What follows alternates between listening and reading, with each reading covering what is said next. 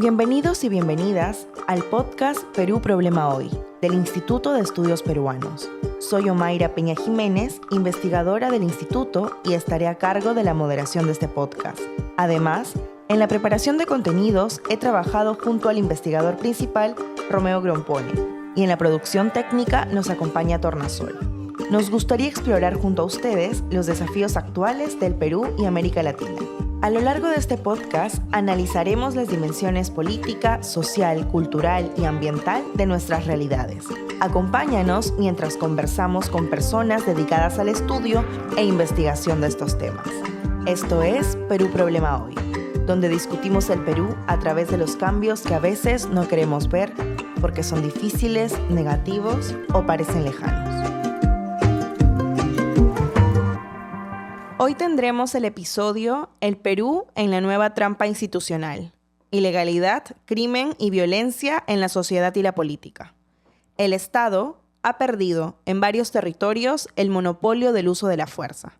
Además, también ha sido objeto de transformación por parte de grupos que han atentado contra la legalidad entonces vigente. Esta misma ha sido redefinida en favor de sus intereses. En algunos casos, en lugar del Estado, han emergido actores que ejercen control a través de economías ilegales, violencia y redes de poder informales. Desde la minería ilegal hasta el narcotráfico y la extorsión, estos grupos operan en espacios urbanos y rurales, muchas veces en colusión con autoridades. La frontera entre lo formal y lo ilegal se vuelve difusa o se acrecienta según cada territorio y cada funcionamiento institucional. Y la gobernanza extralegal redefine las reglas del juego. ¿Cómo entender este fenómeno? ¿Qué dinámicas de poder lo sostienen?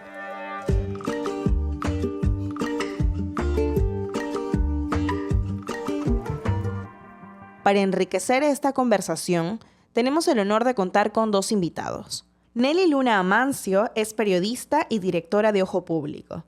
Ha recibido premios internacionales como el Global de Periodismo de Datos y el de la Sociedad Interamericana de Prensa. Fue parte del equipo periodístico de los Panama Papers, cuya investigación ganó el premio Pulitzer, y es coautora del libro Vacunagate.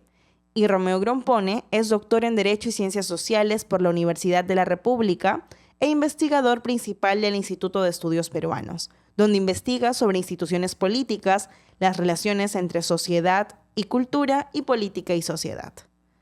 Para iniciar la conversación, quisiera preguntarles: ¿de qué hablamos cuando hablamos de crimen, ilegalidad y violencia en el Perú y América Latina? ¿Cómo esto impacta en la democracia? Bueno, yo creo que sí hay definiciones básicas, pero hay cambios sustanciales en estos últimos años.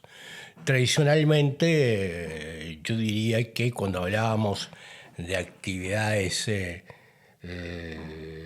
que ya estaban no solo más de la ilegalidad, ya en la criminalidad, hablábamos de la tala, de la minería ilegal, del contrabando y del narcotráfico. Ahora el asunto es más complejo. Todos ellos subsisten, pero me parece que hay dos procesos. Uno es lo que le llaman globalización, yo prefiero llamarle mundialización, pero me voy a poner a discutir ese tema, y tiene que ver con que esto, así como las redes económicas de mercado se han nacionalizado, también las redes que tienen que ver con la delincuencia, ¿verdad? Entonces hay un proceso que es parte del Perú, pero donde los vínculos en muchas de las actividades principales se dan fuera de nuestro marco. Y otras consecuencias que ha tenido no solo la globalización, sino los cambios políticos en el país, es la reconfiguración de los poderes del Estado, en donde los ejecutivos, no es el caso, pero a la larga vamos a demostrar que sí, de poder del Estado, con atribuciones a veces por fuera de la ley, como es la relación entre ejecutivo, legislativo y judicial. ¿Y qué ha pasado? Yo me parece que hay dos procesos, lo han dicho otros autores también, ¿no? Uno es que estos procesos ya nunca se pudieron asumir por separado, pero ahora es mucho más evidente que hay una integración horizontal de distintas actividades. O sea, como que cuando se van adquiriendo, por decirlo así, destrezas en la ejecución de distintas formas delictivas, se van vinculando de manera, a veces sí, a veces no, más o menos laxo, más o menos estrecho, lo que antes aparecía relativamente separado, o sea, la tala, la minería, el narcotráfico, pero también la trata de personas, el lavado de activos, el problema, la trata de migrantes, yo qué sé, hasta la venta de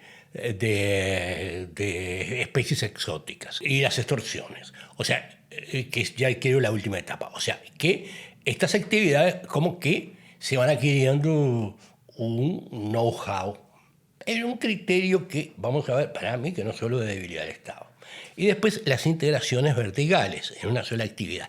Pero esa integración vertical no quiere decir que es una escalerita perfecta. A, después llega B, después llega C, ¿no? Es decir, puede haber, yo creo que los narcotráficos, puede haber narcotraficantes que no necesariamente, que son como la cadena más débil y que no necesariamente están asociados a los grandes grupos. Están sectores medios, están los sectores, los cárteles, algunos, o nuestras formas de ejercicios de poder, nuestros grupos de poder local, algunos ligados internacionalmente, los cuales Nelly nos va a hablar, ¿verdad? Y finalmente existen el proceso de las bandas relativamente aisladas, o bandas internacionales o bandas propias. Esas bandas internacionales además me parece que tienen estrategias cambiantes según las realidades y es como un puzzle difícil de armar pero que además va tomando imágenes cambiantes, ¿no? Eso hace tan complejo el asunto, pero sí hay. Después vamos a hablar del Estado, digo, pero hay una integración horizontal, hay una integración vertical, hay bandas aisladas, hay una expansión de actividades que pueden ser hechas por los mismos grupos o por otros, pero entonces estamos ante un fenómeno mucho más extenso y mucho más complejo de caracterizar, que decir, esta actividad o esta actividad. O también los actores. Por ejemplo, no podemos decir, las comunidades contra los invasores. A veces las comunidades también pueden participar de esas actividades delictivas.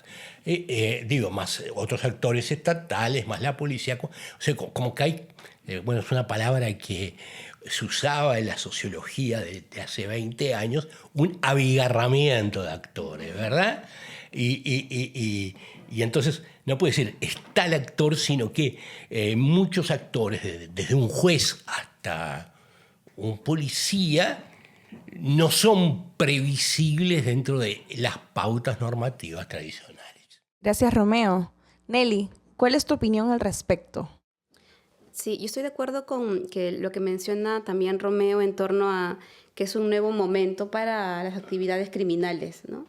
Y mi impresión, soy periodista hace 20 años, y hace 20 años lo que uno intuía como crimen organizado, lo que significaba una estructura criminal, eran organizaciones aisladas, organizaciones que usualmente estaban dedicadas o especializadas a algún tipo de economía criminal.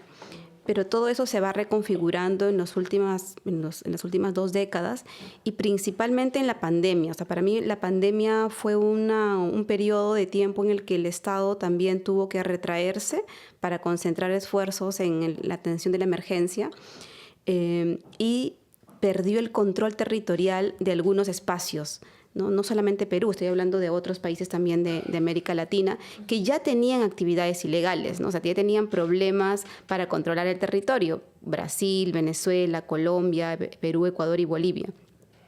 Y la pandemia marca un hito ante el retroceso del Estado y permite, en ese mismo contexto, que además si vemos la pintura así en grande, también coincide con una cúspide de deterioro democrático, ¿no? Porque la pandemia expone todas las debilidades de la democracia, de garantizar derechos de salud, de educación, etc. Y en esa mezcla de cúspide de deterioro democrático, de retroceso del Estado, de abandono del territorio, estos grupos criminales logran, en el caso de las fronteras amazónicas, por ejemplo, tener puestos de control, ¿no? Puestos de control como si los tuviera el Estado en una zona fronteriza, pero en este caso de ellos más bien empezar a avanzar para sembrar productos ilegales o para establecer rutas de comercio de productos ilegales mucho más sofisticadas que antes. Y este proceso se da además, así como coincide con un deterioro democrático, también coincide con una acumulación de capital sin precedentes en la economía criminal. O sea, nunca antes los criminales habían tenido tanta liquidez como tienen ahora.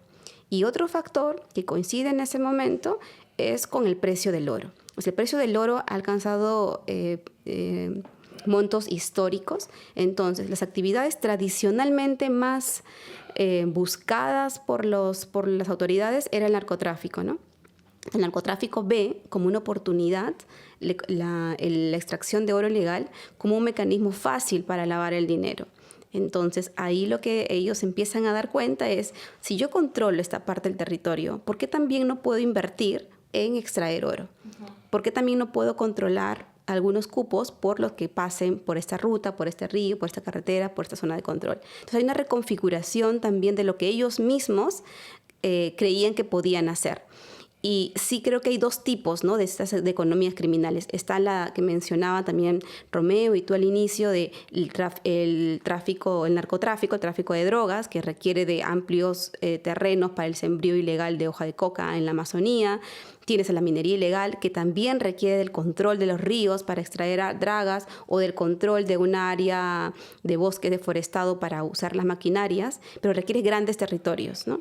Y ahí operan grandes bandas criminales, casi todas transfronterizas, muy pocas peruanas.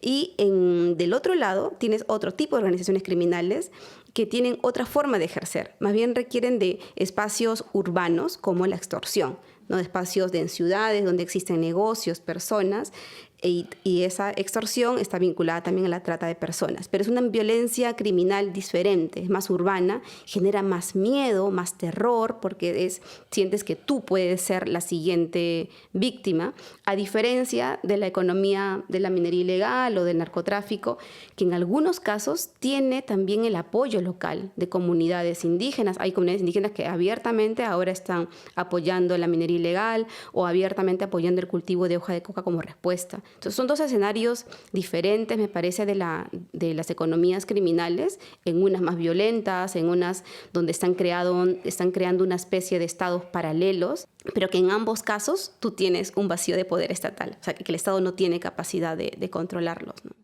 Y aunque por un lado están esta diferenciación de economías, de los tipos, de los actores, etcétera, pero al mismo tiempo, esta es una pregunta para los dos, ¿no? De alguna manera, ¿están integrados o cómo se da esa articulación? ¿Cómo finalmente se convierte el avance de ambos tipos de espacios en una ola más alta de criminalidad y de extensión de la ilegalidad como la que está viviendo el Perú recientemente? O sea, en los últimos meses, sobre todo, se habla mucho en la agenda pública de la criminalidad y de cómo se ha expandido, cómo los homicidios están en alza, cómo han aumentado también las extorsiones, especialmente en algunas ciudades del país, y cómo hay otros espacios rurales, por ejemplo, donde también el Estado ya no tiene cabida. Y si bien estamos conversando mucho en los meses últimos sobre esto, no conocemos necesariamente con mayor profundidad o con mayor detenimiento el funcionamiento de estas distintas economías criminales y su articulación entre ellas. ¿Qué podrían decirnos ambos sobre esto? ¿Cuáles son las principales características de estas economías y cómo se da o no su vinculación? Yo empezaría por otra cosa que creo que va a derivar hacia lo que tú preguntas. Esta idea de que el Estado monopoliza la coerción es relativamente consensual y también parte del supuesto de que es necesariamente virtuosa. Ajá. Ahora, ¿qué pasa si en el Estado toman influencia creciente grupos vinculados a actividades económicas, grupos vinculados a la delincuencia y que de alguna manera van tomando influencia creciente? Hay una idea de Luna, no Nelly, con la cual no estoy de acuerdo del todo. Pero, no estoy de acuerdo, pero en casi, no mucho, pero sí tiene una observación siguiente. La idea es que las actividades, digamos, de la criminalidad organizada están ligadas a las fallas del Estado. No necesariamente tiene que ser así. Digamos, históricamente Paraguay tuvo una alianza de más de varias décadas entre Estado y criminalidad, digamos, por ejemplo, contrabando, ¿no? Y bueno, y algunos saberes relativos de cada Estado pueden ayudar a esa criminalidad. Yo qué sé, por ejemplo, la actividad minera en el Perú puede ser tolerada y puede dar insumos, por ejemplo, para el fentanilo. O, por ejemplo, la eficiencia de los puertos Montevideo de Montevideo y Santiago puede facilitar el comercio internacional, ¿no? Con cierto consentimiento del Estado y con cierta tolerancia, ¿verdad?, de las autoridades promovidas por el Estado. Paraguay siempre fue especial, y bueno, ya señalé lo del Paraguay. Lo de Colombia, bueno, tuvo una época de auge que además estaba muy mezclado entre narcotráfico, paramilitares y guerrillas. Entonces, cada país tiene, y bueno, México su cercanía con Estados Unidos y después su traslado, ¿no? Quiero decir, no siempre es solamente, no es que el Estado sea el ejemplo de la virtud y de la seguridad. Esa es la primera cosa. Lo segundo, claro, que hay lo que llama un autor Duncan, que me parece que sí es que hay como oligopolios, ¿no? O sea, como que hay distribución de territorios, acuerdos que a veces se establecen, se estabilizan entre zonas del Estado y zonas de de los grupos de grupos delictivos. Y también, como lo dijo Nelly, tenemos que sacarnos un poco esa idea un poco tradicional. Es en la frontera. Claro que es en la frontera, pero también son en las ciudades. Y eso no es solo en el Perú, ¿no? Entonces, operan, y entonces esa idea de que del Estado por fuera ya como que no llega, de repente puede estar yo qué sé, a 3 kilómetros de la sede de gobierno, ¿verdad? Y por otro lado, operan, como te puedo decir, bandas de distinto grado de organización, digo, que me parece que, bueno, Nelly sabe más del tema, pero que son algunas de operación local, algunas internacionales. Creo que esos acuerdos entre esas bandas internacionales, no lo puedo decir, es simplemente una presunción, pueden ser estables, pueden ser cambiantes, ¿no?, según diversas coyunturas, y todo eso hace de que, volviendo a tu pregunta, ¿verdad? De alguna manera estamos ante una situación de cambiantes relaciones entre el Estado, los grandes grupos de coerción, o de delictivos y bandas, ¿verdad? Entonces ahí viene también una discrepancia con lo que ha sido, me parece, la sociología tradicional, que además quizás cuando lo dijo O'Donnell, que fue un, creo que sociólogo, aunque parece que se le conoce más como politólogo, ¿verdad? Y sí escribió de politología, pero razonaba más sociológicamente. Esa historia, las zonas marrones, azules y verdes del país, sí, es cierto, existen zonas, pero no es que estén distribuidas según el grado necesariamente del grado de penetración del Estado. A menos penetración del Estado, más criminalidad. Digamos que no, tampoco me voy a exagerarme para el otro lado. Digo, en términos generales puede ser así, pero en muchas situaciones particulares eso no es necesariamente así. Y creo que la pandemia, pero yo creo que también el proceso de decadencia política que se inicia con Fujimori y que tiene que ver con la crisis general de los partidos cuando la transición democrática y la exacerbación de todos esos fenómenos como la pandemia exacerban, pero yo creo que ya había síntomas. Ahora, algunos dicen que no sé si que quizás delitos como la extorsión sí se pueden haber agudizado con la pandemia, ¿no? Pero bueno, yo no me lo tengo muy claro. Sí que hubo, claro que sí, se expandió la extorsión, ¿verdad? Pero entonces, claro, el problema es que es un proceso que viene de bastante antes, ¿verdad? Asociado a la decadencia en la confianza en las instituciones y en el Estado, que tiene que ver con los casos de corrupción, que Odebrecht fue un ejemplo, pero hubo otros mucho antes en la historia del Perú, que también, aunque no tienen que ver exactamente con la criminalidad clásica, produjeron como una baja de barreras y ciertos niveles entre el castigo y la tolerancia hacia las actividades ilícitas. De acuerdo.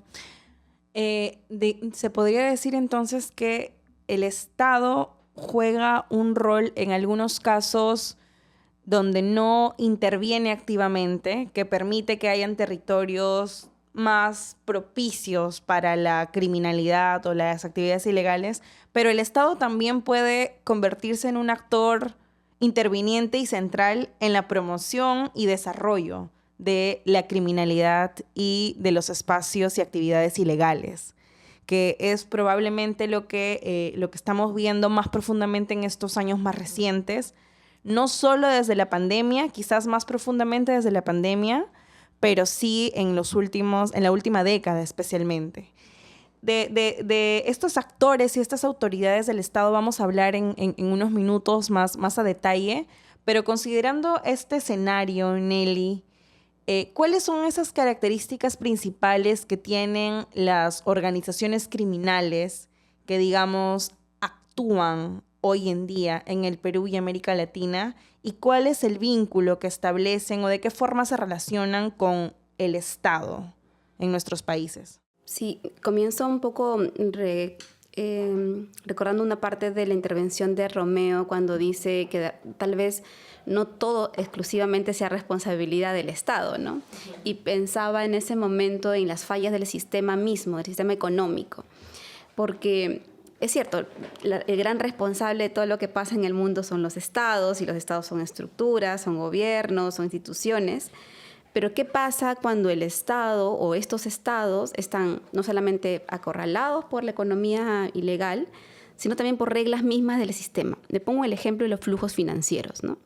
Todos sabemos que la economía criminal está generando una acumulación de dinero, de capital sin precedentes, que no se esconde debajo del colchón, ¿no? O sea, sabemos que están en bancos, sabemos que están en cuentas, en paraísos fiscales, los Panama Papers. Estas grandes investigaciones exponen que ese dinero ilícito termina en un flujo financiero global legitimado por un sistema estatal. O sea, todos los estados han legitimado ese sistema. Entonces, la pregunta es, si sabemos que estos flujos ilícitos terminan en un sistema financiero legitimado, formal, ¿qué estamos haciendo para combatirlos? O sea, de hecho, hay muchas respuestas ahora en los últimos años para enfrentarlos, mecanismos de debida diligencia, compliance en los bancos. Pero la pregunta es, tal vez ha sido muy tarde, porque estas reglas que se han hecho en los últimos años responden a estructuras delictivas que generaban dinero en los 80s, ¿no? O sea, cuando tú le preguntabas a alguien cuál es tu personaje que representa una organización criminal y tenías a Pablo Escobar en la cabeza, ¿no? Y esa estructura ya no existe, ya no es más, porque ahora es mucho más sofisticado. Entonces, ¿qué estamos pensando también al momento de fiscalizar el dinero que está generando estas economías para que podamos diferenciarlas? Y en un seminario precisamente que el IEP organizó, alguno de los investigadores mencionaba la capacidad de esta economía criminal para haber deteriorado nuestras bases económicas mismas. O sea, ¿cuánto de nuestro PBI ya está influenciado por las economías criminales? ¿Qué pasaría si, como en los estudios que se han hecho en México, qué pasaría si un día decides extraer todo ese dinero, toda la mano de obra que genera el narcotráfico? O sea, México, los estudios, bueno, han sido criticados y otras, pero nos da una mirada preliminar de lo que podría ocurrir si es que no tomamos en serio estos flujos financieros, ¿no? Entonces, sí me parece que esa forma de entender la lucha contra la criminalidad organizada sigue pensada en que estamos luchando contra cárteles tipo de los 80, como si los enemigos fueran siempre narcotraficantes a ese estilo, cuando ya no lo son, ¿no? Ecuador es un claro ejemplo de que las organizaciones vinculadas al narcotráfico ahora están integradas por empresarios inmobiliarios, por empresarios vinculados a la minería, por empresarios que están en espacios corporativos, tomando decisiones corporativas. Entonces, esas capas más porosas que mencionaban entre lo ilegal y lo ilegal son muy cómodas para cierto sector, porque nadie quiere meterse con el dinero. Es más fácil perseguir al que está cultivando o extrayendo el oro en la cadena, en la parte más baja de la pirámide de explotación, que perseguir al banco que ha recibido ese dinero. Entonces, sí me parece que esa forma de cómo estamos entendiendo una organización criminal también está influenciada por cómo a veces los medios graficamos a los que detienen, ¿no? O sea, siempre detienen al microcomercializador, al cocalero, y creemos que esos son los criminales, cuando no. O sea, los que están arriba ganando y acumulando el dinero son personas que tienen vínculos con el sector privado, con la banca misma. Y cuando entendemos esta reconfiguración, me parece que, respondiendo un poco a tu pregunta de quiénes son, creo que en este momento sí el nivel de sofisticación que tienen estas organizaciones está muy influenciada por el mercado mismo. O sea, todas las reglas del mercado que ha mencionado Romeo, de integración horizontal, integración vertical, de franquicias, de capas de cebollas para generar estructuras offshore, de pago de cupos. O sea, hay estructuras que se están perfeccionando del uso de monedas virtuales, de tecnología para estar atentos a que las autoridades no lleguen a intervenirlos.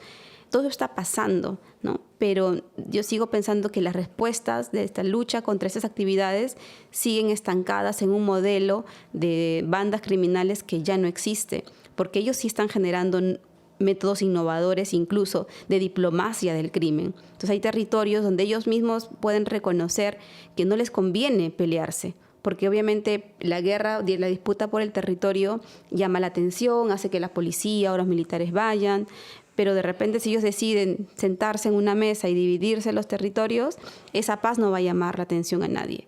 Y más bien cuando hay disputas, como lo que está pasando en Colombia, disputas por el territorio, es que empiezan las grandes masacres, los asesinatos y tienen como víctima a la población civil. Pero estas otras tensas calmas también deberían preocuparnos a nosotros, ¿no? Otra es la situación, sí, como has mencionado, en las ciudades, donde la extorsión es una de las formas más violentas, porque sí afecta como el trabajo diario de las personas de a pie, de ciudadanos, de comerciantes. Y ahí la lógica es un poco más diferente a lo otro, ¿no? Porque no generas tanto capital de manera tan inmediata, porque van cobrando de a pocos.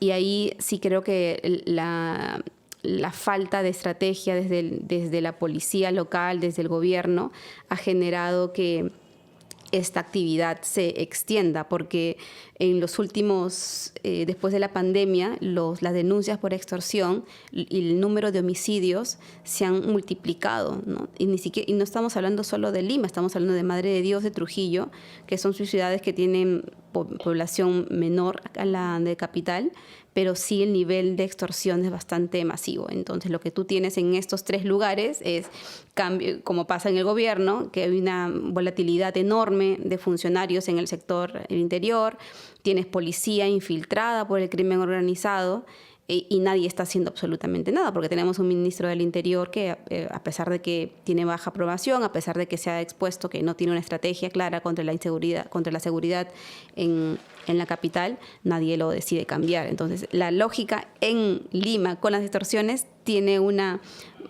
más responsabilidad de la ineficiencia del Estado que en otros lugares que me parece que hay también fallas en el mismo sistema del mercado y en la economía.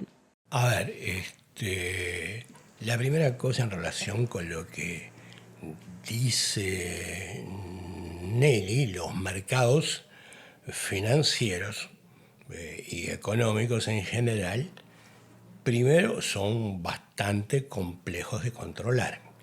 Segundo, no son exactamente solamente la criminalidad organizada, sino que también son algo así como algunos, no todos, de los empresarios que se supone que son reconocidos y que actúan honestamente. A veces incluso hay cooperaciones complejas en las que aseguran un cierto margen de ganancia a empresas y a empresas formales, y también actúan las empresas informales. Ahora, hay una cosa que también es cierta, que también es lo que dijo bien Nelly, es que en realidad asociamos la criminalidad organizada con violencia, pero muchas veces quizás sea más eficaz la criminalidad cuando no se manifiesta específicamente con violencia, ¿verdad? Eso es y la otra cosa es lo que tiene que ver con, me parece, bueno, voy a ir a lo que, sin tanta profundidad, a lo que más o menos sabemos, que son los cambios en los actores políticos y los cambios en las instituciones. Las grandes, pero me voy a referir brevemente, y a instituciones como la policía, ¿verdad? El primer cambio, que bueno, ya ni me acuerdo cuál era, pero el primer cambio tiene que ver con, bueno, yo creo que las autoridades, que hay no es que se haya perdido un principio de autoridad en el sentido clásico, sino que las autoridades son otras. Y esas autoridades a veces son las que se tienen que recurrir en algunos espacios a través de los circuitos ilegales para negociar, obtener algunas ventajas, obtener alguna protección y saber además que enfrentarlas es demasiado peligroso y demasiado costoso. O sea, hay una mezcla entre ventajas y coacción, ¿verdad? Eso es, me parece, una de las características. Otras, que era la primera que quería decir, son los cambios en la clase política, ¿no? Porque claro, aunque dicen que yo soy politólogo, en realidad no lo soy, y digamos que hay como una idea que todavía no se ha salido mucho de los políticos amateurs, los outsiders, los que llegan de golpe, todas estas cosas, ¿verdad? Pero bueno, esto sí es, o el transfugismo, es por ahí, ¿no? Los efectos más formales del sistema político, de los cuales salen las iniciativas de reforma, ¿verdad? Pero no sé si tengo razón, además lo estoy medio inventando, ¿verdad? Inventando, digo, no es que no se basa en investigaciones, pero se me ocurre de que no podemos simplificar todo lo que son las representaciones políticas. Yo creo que hay representantes, digo, sobre todo las que conocemos menos, y además que han sido poco investigadas. Hay representantes políticos que se atienen, sí reina el particularismo, pero hay representaciones políticas que tienen que ver con defender obras para su comunidad, que es lo clásico. Hay representaciones políticas que tratan de tener algún tipo de incidencia en algunas negociaciones relativamente particularizadas y privilegiadas, y hay otros que están directamente involucradas en todo esto del crimen organizado, o pueden actuar a veces pasando de un plano a otro. Eso hace de que sea muy difícil estudiar, me parece, más de lo que se supone, lo que está ocurriendo en la política en el Perú, y sí está detrás de las explicaciones de que en una situación además general de pérdida de crisis de los partidos, en tanto expresiones de proyectos y en cuanto a representaciones de intereses, que los hace mucho más atenidos a esto que yo llamo una particularización extrema, con algunos casos ligados a la delincuencia. Pero además, digo, yo diría una cosa más terrible, que algunos hasta ni siquiera tienen una plena conciencia que están ligados a la delincuencia, ¿verdad? O sea, quiero decir, puede haber un político distrital que que tiene un asesor que le facilita una ventaja en una negociación, y eso lo ve como parte del orden de gobierno, ¿verdad? Es bien complicado el asunto, ¿verdad? Y por supuesto, si no, están los que actúan directamente directamente ligados con la delincuencia, y que, bueno, esos son los grandes operadores, ¿verdad? Y después está el problema de las policías y de las Fuerzas Armadas, ¿verdad? Que ha sido ampliamente estudiado, ¿verdad? Pero hay dos cosas. Bueno, sabemos que las policías filtran información para los grupos organizados, sabemos que ayudan a los acuerdos de distribución, no todas, pero un grupo significativo, tienen acuerdos, y en algunas cosas delegan el poder, ¿verdad? Y a su vez se desmantelan organizaciones de investigación, como lo que ha ocurrido con la DIVIAC, o no sé si está pasando como pasaba tradicionalmente en la burocracia mexicana, que si tú no participas del sistema quedas al margen, ¿no? Y por otro lado, tenemos de que en algunas zonas de delegación ya no es la administración clásica de la justicia en orden en las autoridades formales. Ellos, bueno, los grupos criminales pueden extraer recursos, sacar ventajas, monitorear procesos, pero también a veces arbitrar, ¿verdad? Entonces lo que lo va a hacer mucho más complejo, porque hay casi como desplazamientos y sustituciones de autoridad. Entonces tenemos un capital financiero que por definición es muy difícil de controlar, ¿verdad?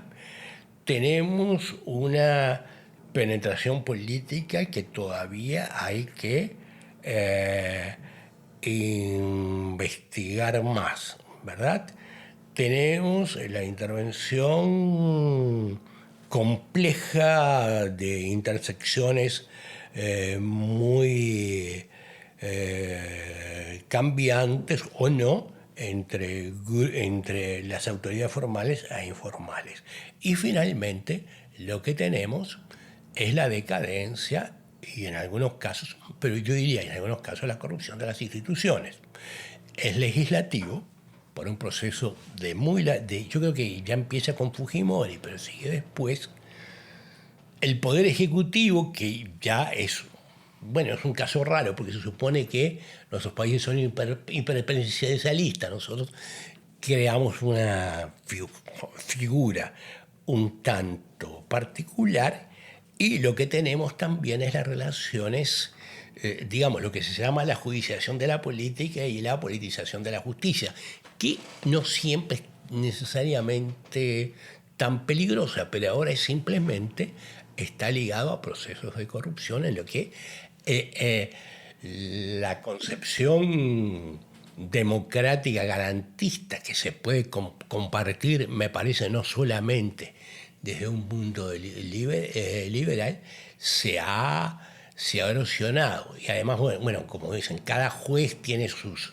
asesores, los policías pueden tener distintos grupos, y ese proceso de particularización también se nos lleva. Entonces estamos ante una situación de que la criminalidad organizada se asocia, pero además creo que va copando al Estado de Derecho. Ahora, la idea de captura no me gusta, pero por un problema, no se captura nada. Siempre existe formas de poder y personas que ejercen el poder.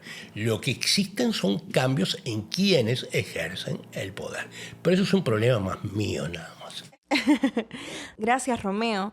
Y pensando en esta complejidad de cómo el Estado está involucrado en la criminalidad, en la ilegalidad, en particular ciertos sectores del Estado y ciertas autoridades, Nelly, ¿qué sucede en el caso peruano respecto, por ejemplo, al rol que tiene, Romeo ha mencionado, la policía, las Fuerzas Armadas y una autoridad como el Congreso en el momento actual? Sí, bueno, yo sí creo que estas responsabilidades tienen nombres y apellidos y tienen entidades que tienen que asumir la responsabilidad política de lo que está ocurriendo, ¿no? Sobre todo con el incremento de homicidios y extorsiones, y es el Congreso y el gobierno, porque el gobierno es la máxima autoridad en torno a las Fuerzas Armadas, en torno a la administración de la seguridad interna del país, y quien está sosteniendo al gobierno en los últimos 2 años es el Congreso. Entonces, estas dos entidades del país son las principales responsables políticas de lo que está ocurriendo con la ola del incremento de violencia urbana en el país. Y además, no solamente por una falta de estrategia o colusión, sino porque están desmantelando las pocas herramientas legales que tenía el sistema de justicia para defenderse ante estas estructuras criminales.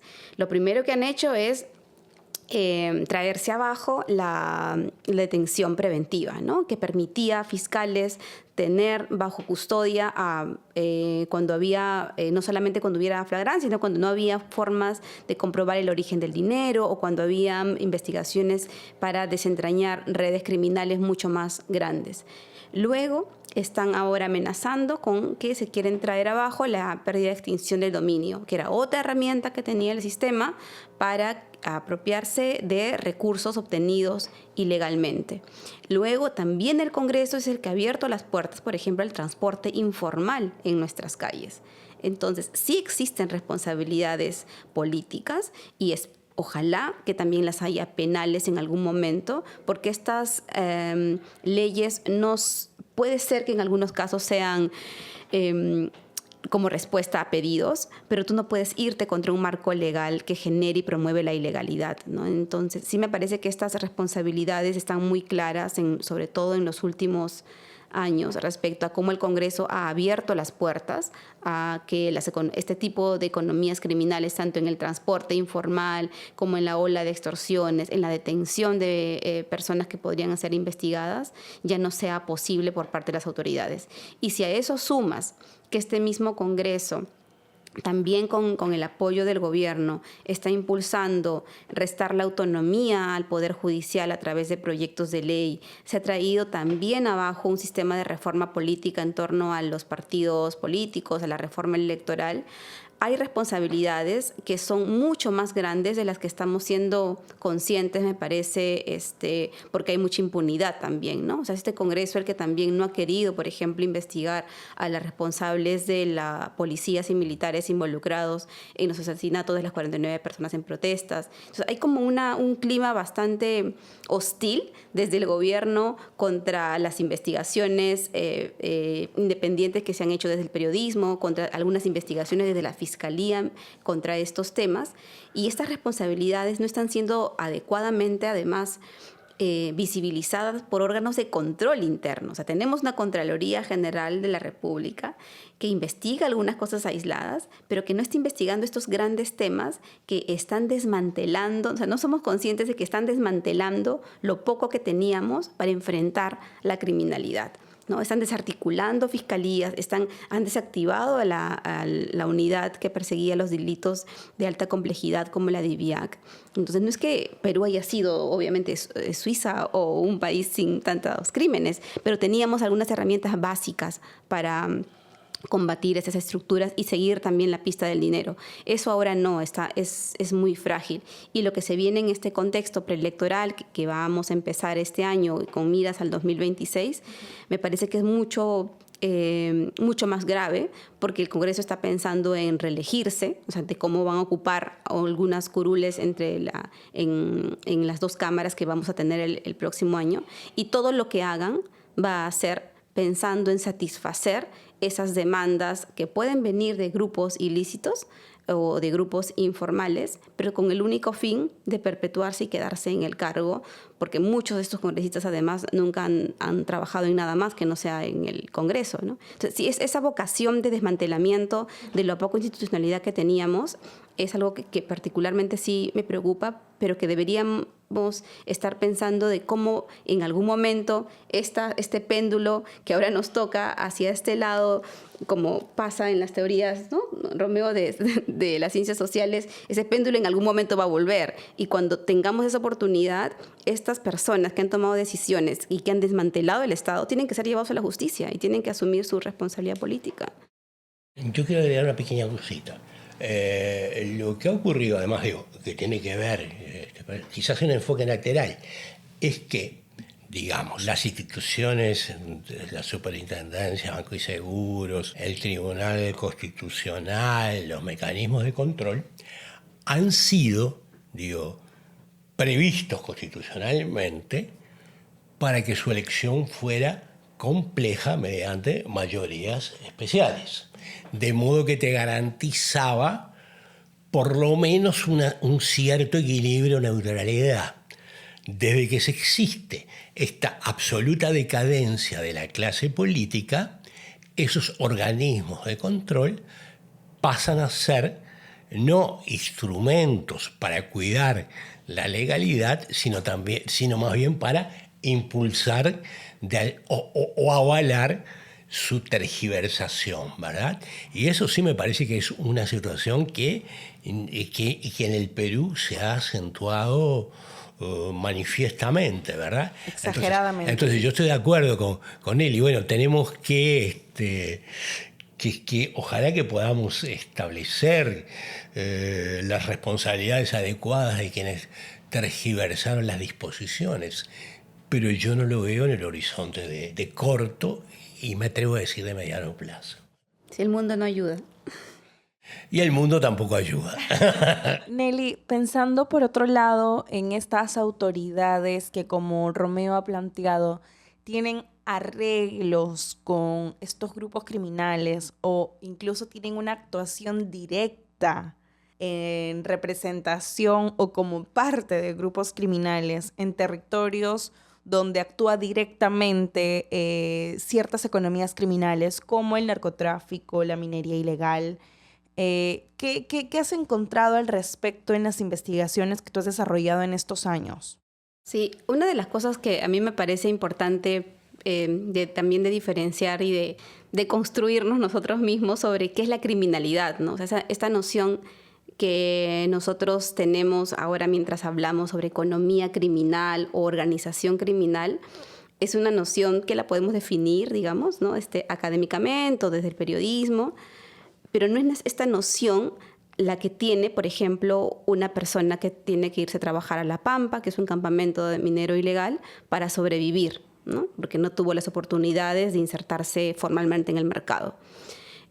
O un minero de socavón en una zona de Chumbivilcas que tiene que cavar para sobrevivir.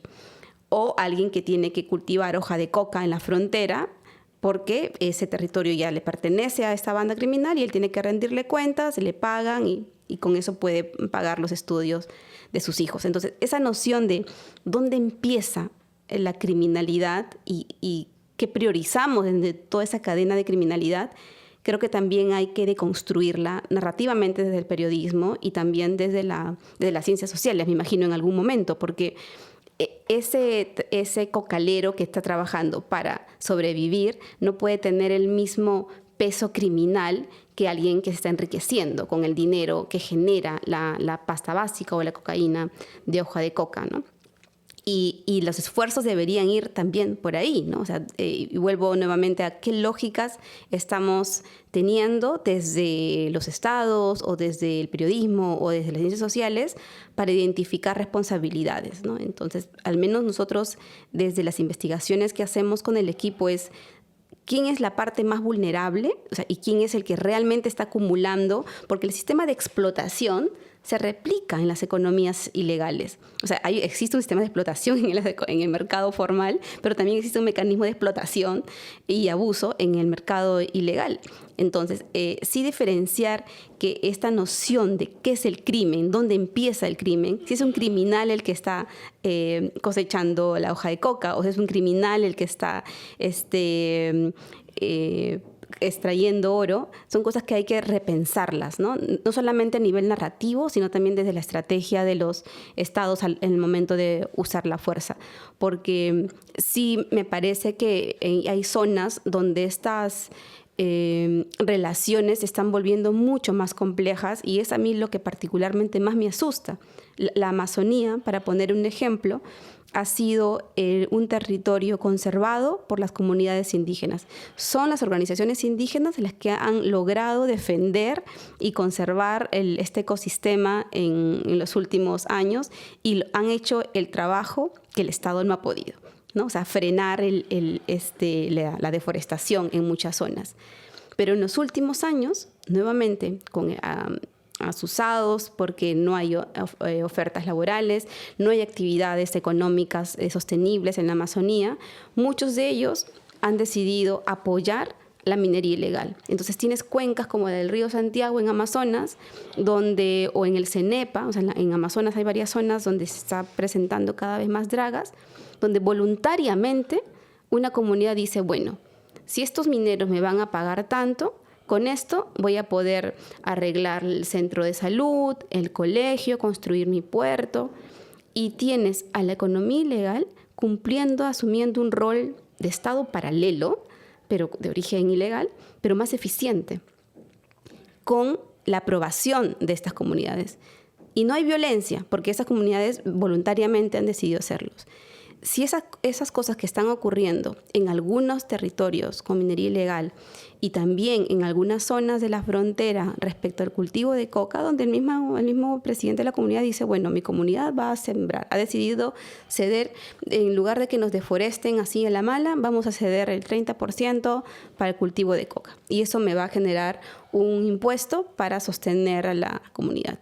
Son decisiones que las van dando de manera voluntaria, sin violencia, digamos, en este contexto que decíamos que a veces es más eficiente para estas economías hacerlo así, donde la comunidad se ve beneficiada porque tiene un ingreso directo, pero todos estamos viendo eso, se está contando y somos espectadores casi pasivos, incluyendo el Estado mismo, de la creación de un Estado paralelo que tiene bases ilegales, pero que es más eficiente. Entonces, si ese es el modelo en los siguientes años, en los años que vienen, es algo que a mí personalmente sí me aterra, porque la Amazonía ha sido un lugar donde esas comunidades son las que han defendido el ecosistema. Si esas comunidades ahora están trasladando esa visión o cada vez imponiéndose tal vez en otros espacios, no sabemos qué es lo que puede ocurrir también en ese lugar. Pero no podemos decir que son comunidades criminales, ¿no? Entonces, esa forma de en qué momento empezamos a usar la palabra criminal es algo que también deberíamos replantearnos, ¿no? Ejemplo, perdón, digo, que es un poco lo que yo decía al principio, pero ella lo dijo mucho mejor, pero quiero decir, es como una jerarquía quebrada con grupos dominados, que no tienen otra alternativa, y hay grupos que sí negocian directamente con el Estado. Y hay como víctimas que son, no sé si son todos víctimas, digamos, no estoy hablando de la Amazonía, como los microcomercializadores que no tienen otra alternativa, o algunos que incluso son microcomercializadores porque también son drogadictos, ¿no? Entonces, es un problema bien complejo, porque apoyando lo que dice Nelly, es muy difícil aplicar una justicia directamente formal de que a la comisión de tal delito le corresponde tal pena, salvo quizás en los grandes operadores. Entonces, ¿qué pasa? Se da la paradoja, me parece, de que a los que están en el nivel inferior son más fáciles de imputar jurídicamente, y a los que están por encima, por recursos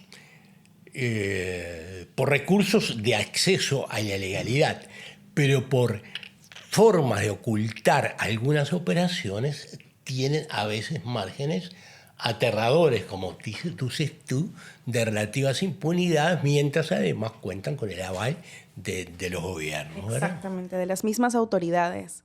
Y ahora, para cerrar nuestra conversación, les quiero preguntar, en medio del contexto actual que estamos viviendo, ¿cómo es posible pensar la democracia en medio de estas circunstancias, y cuáles serían los desafíos más urgentes de mirar, de pensar, de atender, tanto del Perú, pero también pensando en relación a los países vecinos latinoamericanos que comparten? Ustedes han mencionado ambos desde sus perspectivas, que finalmente cuando hablamos y cuando pensamos de criminalidad, ilegalidad y violencia, necesitamos pensarlo en perspectiva de la mundialización, como le llama Romeo, y de estas redes transnacionales que ha profundizado también Nelly.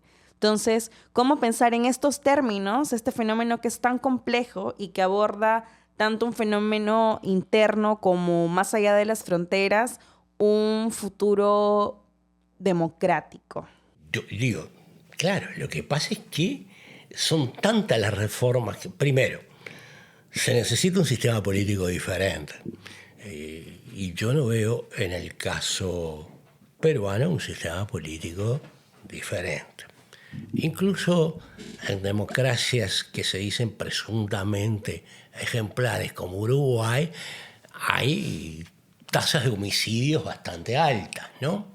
A pesar, digo, entonces es un fenómeno que se ha generalizado, que se ha expandido. Entonces, yo creo que las reformas políticas sí, hasta cierto punto, pero el problema es cómo mejorar la representación, y en este momento yo no lo veo.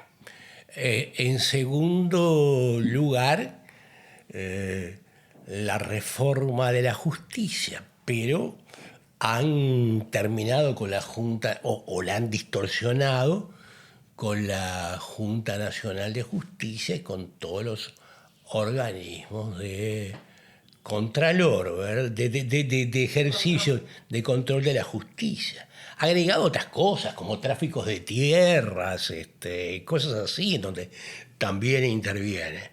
Entonces yo creo que hay que hacer una reforma política más a fondo de la que fue propuesta, pero que como decía Lyndon Johnson, no hay que ganar corazones y mentes, ¿no? Como cuando lo explicaba para la guerra de Vietnam, no lo logró mucho, ¿verdad? Y bueno, entonces, eso es un problema. Hay que reformar instituciones, hay que hacer propuestas de desarrollo y hay que convencernos, además, de que de que frente a lo que tradicionalmente sostengo, por razones de principios, me tengo que apartar un poco. Se necesitan mecanismos de prevención, pero también se necesita fortalecer mecanismos de seguridad, ¿verdad? Pero eso es un trabajo que tiene que ver por ahora de lo que pueda haber de sociedad, acaso quizás sobrepasada por esa ola delictiva, pero yo no me lo imagino sino para el mediano o el largo plazo. Yo no veo soluciones rápidas, ¿no? Salvo las que podemos hacer para evitar nuevos pasos al desmantelamiento. Gracias, Romeo. Nelly, por favor. Sí, yo también creo que es un momento que nos invoca a todos desde los espacios en los que estamos a prepararnos para una suerte de resistencia democrática, ¿no?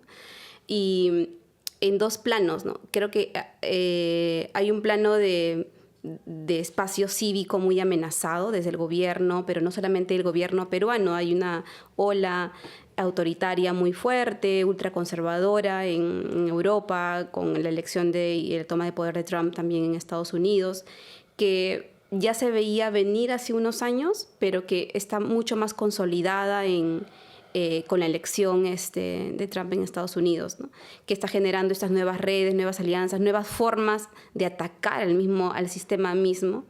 Y en esta afectación lo que buscan es destruir estándares mínimos, ¿no? de trabajo consensuado a nivel global, generando nuevos nacionalismos, que al final en esa nueva ola de nuevos nacionalismos, Latinoamérica, que ha tenido hasta ahora una dependencia totalmente fuerte a nivel económico, comercial, con los países del norte global, puede quedar muy afectada. Y no solamente por lo económico, sino también por el discurso, o sea, en la estructura que Perú o otros países de la región teníamos para enfrentar casos, por ejemplo, como de violaciones de derechos humanos, sabíamos y teníamos la certeza de que si es que la justicia peruana no cumplía, teníamos a la Corte Interamericana de Derechos Humanos como para atender estos casos, ¿no? Que obligaban luego al Estado a volver a hacer juicios o a pagar indemnizaciones. ese sistema interamericano está hoy también en riesgo, ¿no?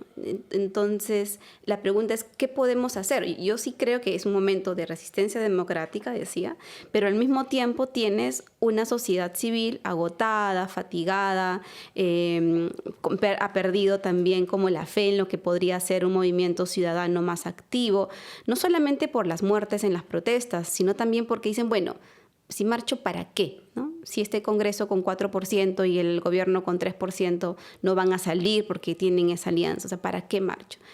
Y me parece que esa nueva forma de resistencia democrática tiene que volver al mundo offline, porque las redes sociales también han sido desmanteladas. Hemos perdido el espacio cívico en el espacio digital, porque ya los algoritmos están definiendo que el discurso que más van a priorizar es la confrontación, y corremos el riesgo de caer en la trampa de la confrontación. Porque ahora, si uno quiere volverse un influencer en YouTube o un influencer en redes sociales, tienes que gritar mucho y tienes que confrontar y pelearte.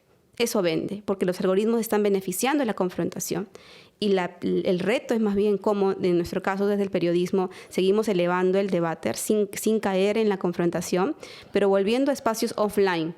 O sea, volviendo a la conversación face to face, en un café, en la universidad, en los colegios. Es un trabajo de hormiga, no es un trabajo, como decía Romeo, de que, ok, en la siguiente elección vamos a elegir a las autoridades que nos van a liberar.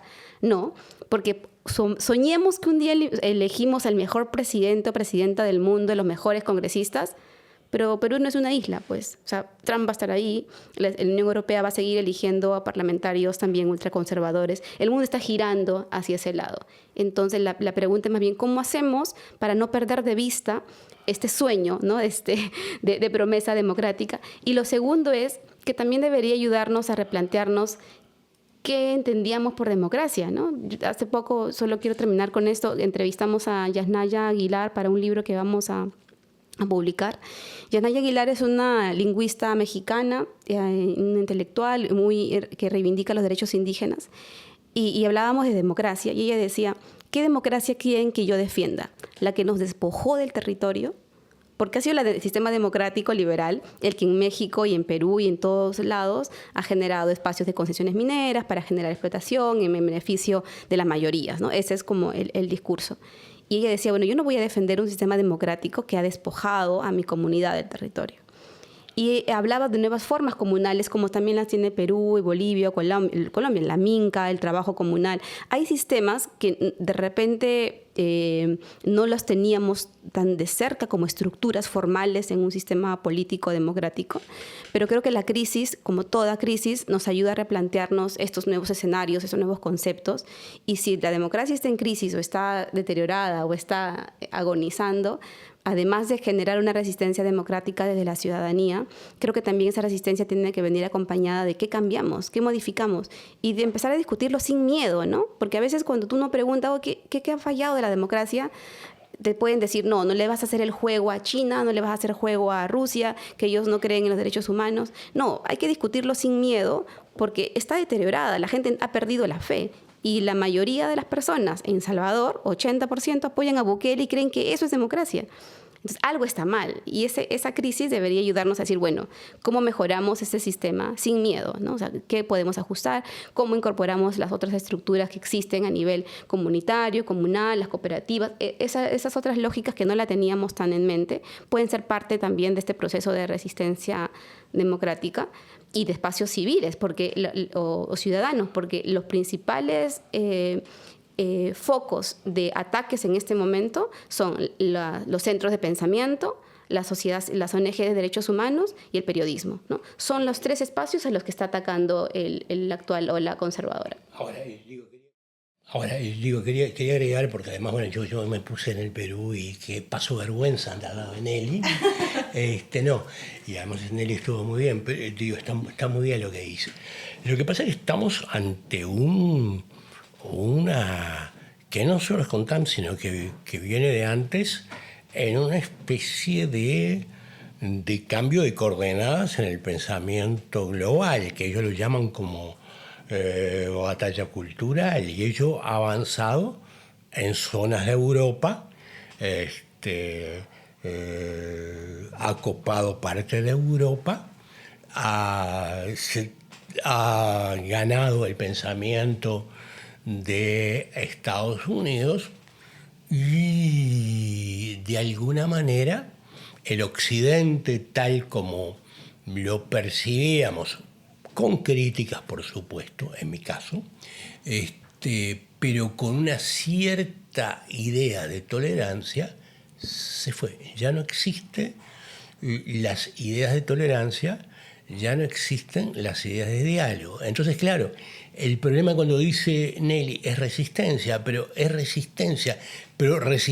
tenemos que también establecer, y no sé cómo, puentes con los que no opinan con nosotros. Porque yo tengo la impresión de que un pensamiento ni siquiera progresista, digo, que es lo que yo opino, sino un pensamiento democrático está cada vez más acorralado. Y a su vez me parece que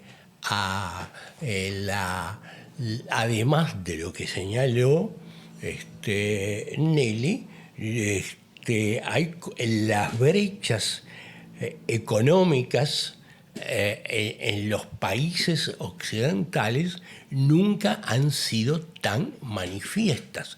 Entonces, lo que tenía, podríamos decir, como referentes, que era una discrepancia relativamente organizada, se ha perdido.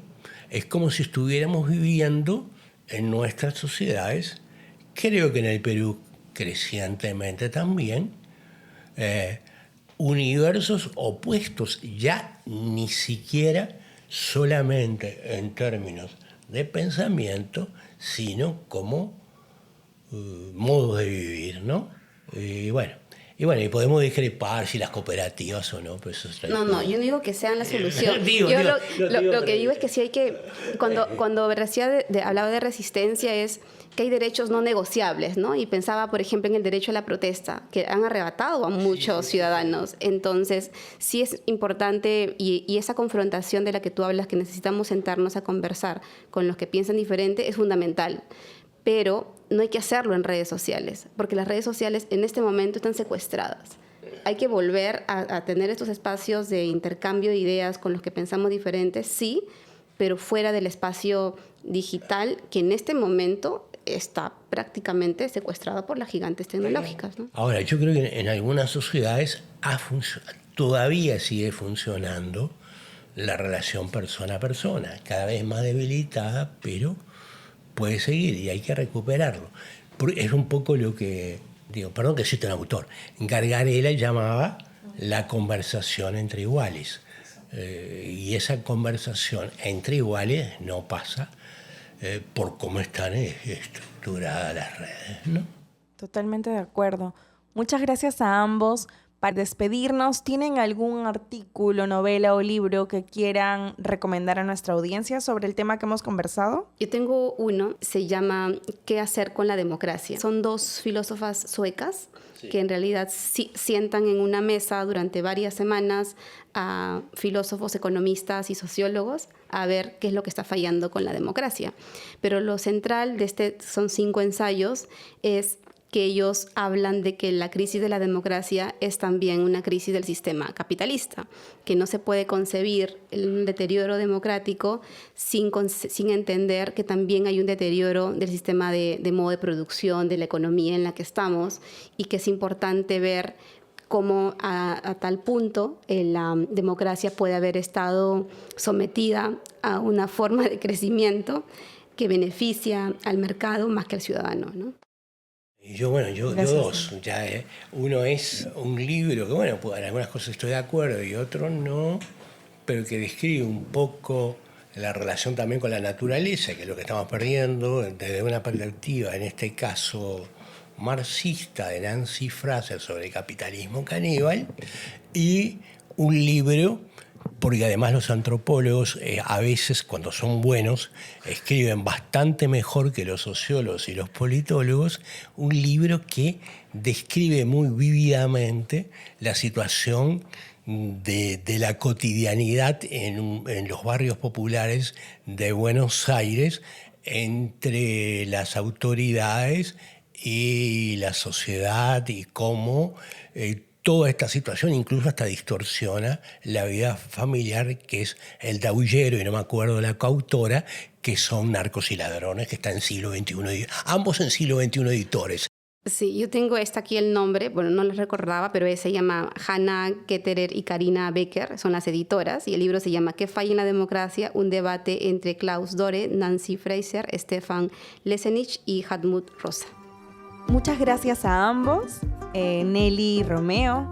El libro al que se refería Romeo se llama Entre narcos y policías y es de Javier Aullero y Catherine Soberin. A nuestra audiencia, muchas gracias por acompañarnos en este episodio y en todo el podcast de Perú Problema Hoy.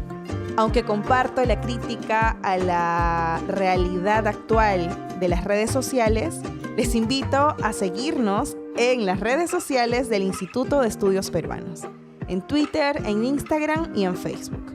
Les invito